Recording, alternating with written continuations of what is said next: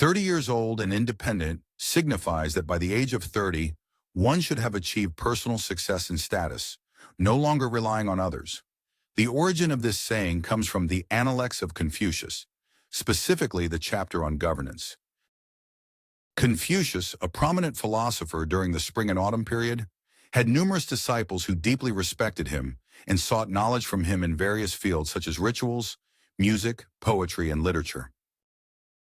Confucius highly valued his disciples and often taught them to become morally upright, talented, and compassionate individuals. Once one of Confucius's disciples named Yan Hui asked him, "At what age should a person achieve a certain state or level?" Confucius replied, "A person should have different achievements and advancements according to their age. At 15, one should focus on learning and not be distracted by other things. By 30, one should have established their own position and opinions, not going with the flow. At 40, one should have developed their own judgment and refrain from easily changing it. By 50, one should understand the principles of destiny and not act against the natural order. At 60, one should be open to others' opinions and not stubbornly insist on their own. By 70, one should be able to follow their desires without committing unlawful acts." Yan Hui was deeply inspired by Confucius' words and determined to follow his teachings, cultivating his character to become a morally upright person. This story conveys the expectation of being 30 years old and independent, reflecting Confucius' perspective on life planning and the expectations associated with different ages. Rising tide lifts all boats means that as the water level increases, so does the boat. It metaphorically refers to an improvement in circumstances or surroundings.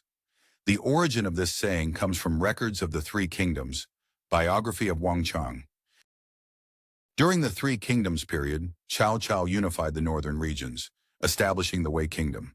His son Cao Pi inherited the throne and became emperor.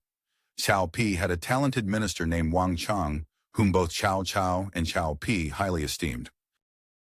Cao Pi intended to grant Wang Chang a noble title, along with land and wealth. However, Wang Chang humbly declined, expressing, "Your Majesty has just ascended the throne, and the realm has not yet attained complete peace. It is wise to conserve resources and avoid unnecessary grants. Although I have no remarkable accomplishments, I also have committed no faults. I believe my official position and stipend are sufficient. I do not require further rewards.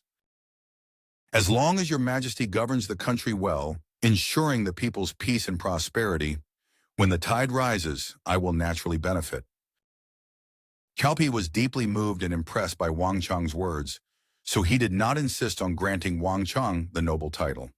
Subsequently, Wang Chang faithfully assisted Cao Pi, contributing to the development of the Wei Kingdom. This story illustrates that rising tide lifts all boats is a metaphorical expression highlighting that a person's circumstances are not solely dependent on their abilities and efforts, but are also influenced by external conditions.